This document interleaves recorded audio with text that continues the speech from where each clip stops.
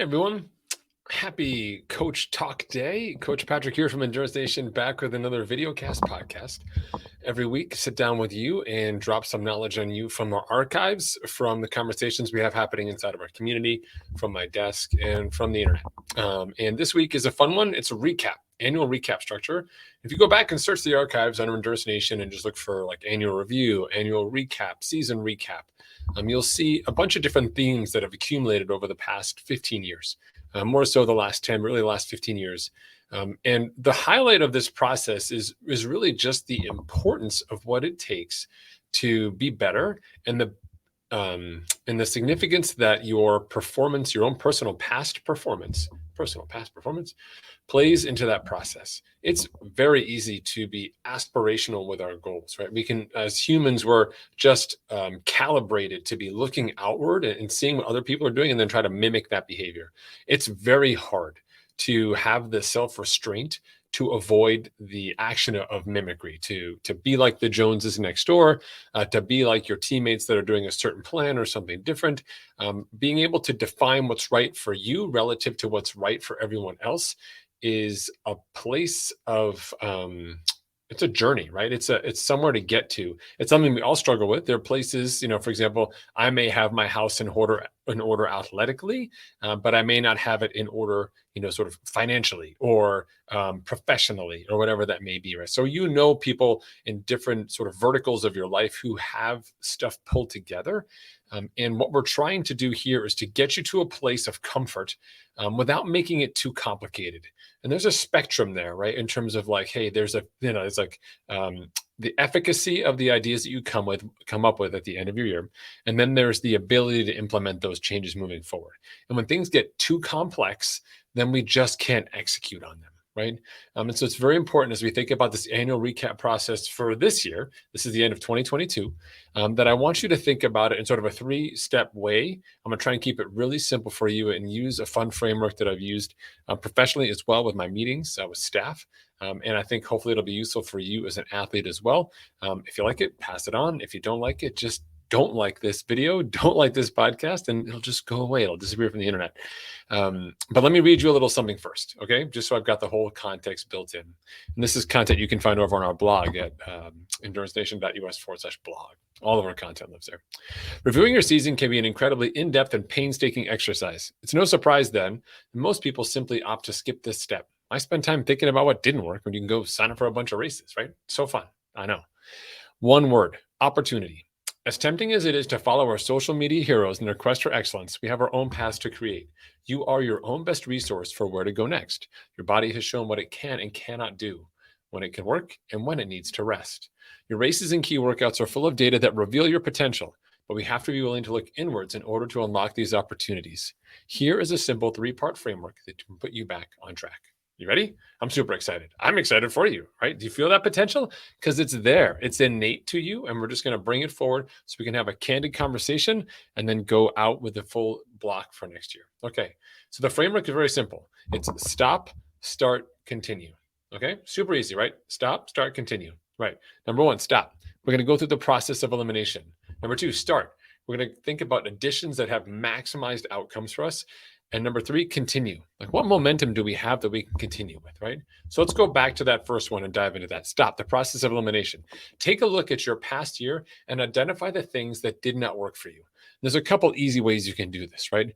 Number 1, you can go back and look at your training log. There's going to be gaps in your training log where the run disappeared, where the cycling disappeared, where everything disappeared, right? Whatever that is, go back and take a look at that and just sneak backwards, see what was there, see what things didn't go well. And we take a look at that and we say, okay, I need to stop doing that. So in the past, for me, that's been running more than 35 miles a week. Unless I'm super lean and peak race shape, I need to stop doing that because it doesn't return investment for me, right?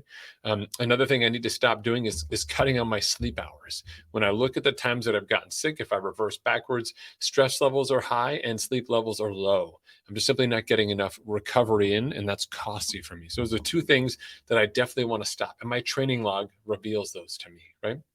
Another key aspect or another easy way for you to be able to go through that is just talk to your training partners. Inside Endurance Nation, we have a built-in community of athletes who will be more than frank with you because they want you to be frank with them as well. But just ask them, hey, what do you know? Looking back at my season, what do you think worked? What do you think didn't work? Because you've been communicating with them, you've been articulating it, and there's times that may not show up in your training log, but appeared, socially or friction that you had that you still powered through in your year, but was costly in a way that was sort of under the surface a little bit, right? So let your friends, training partners, teammates, colleagues bring that out a little bit. So a little 360 eval there, but ask the people around you as well, right?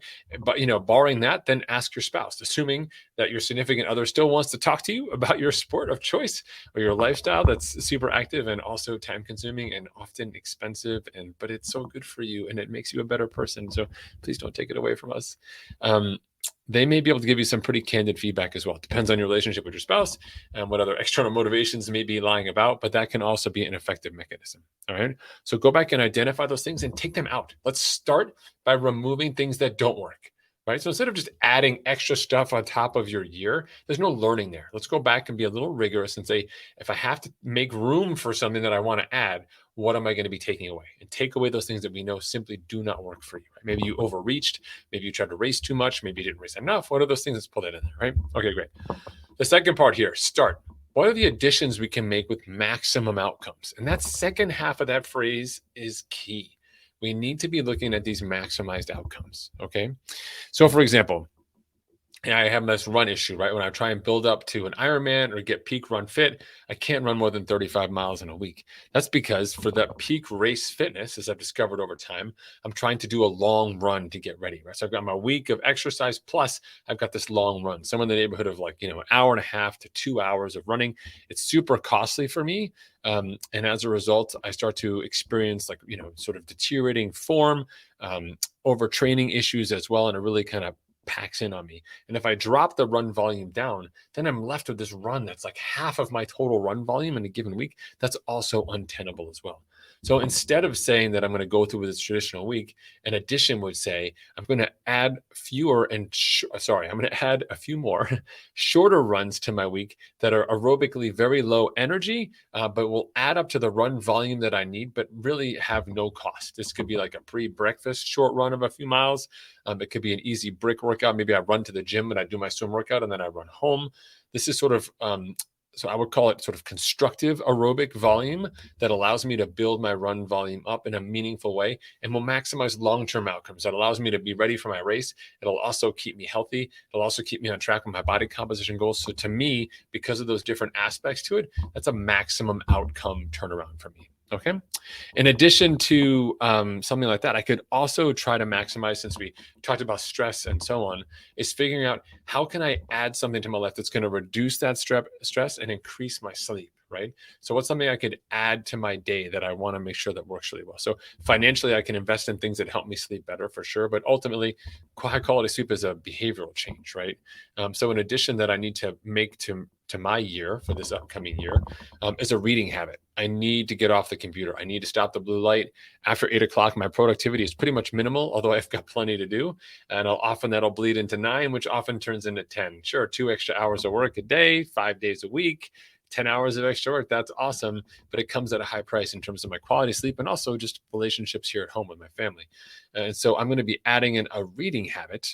So that's going to be maximally informative for me, because it's going to help me sleep better. So personally, better for my overall goals, better for my human self as well, but also better for my intellect, better for my family relationships and so on. And certainly not in that particular order, but definitely something that has maximum benefits as opposed to new shoes that are lighter and make me run faster, right? No maximum benefit there other than perhaps maximum coolness because you've got the best new shoes out there, right? Okay, great.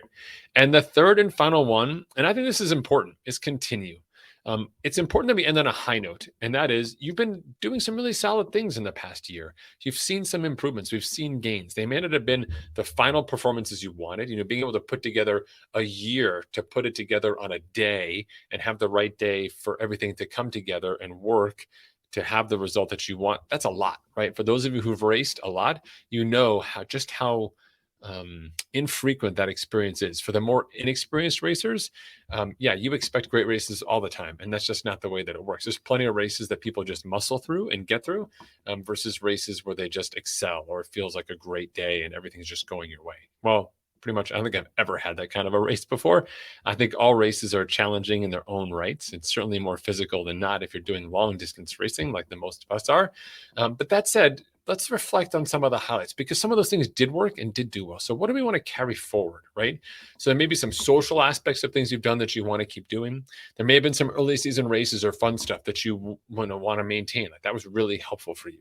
For example, for us during the pandemic, we rolled out some virtual races that we've done here inside the team, challenges that run, sort of 3 consecutive months, and build your effort and volume over time.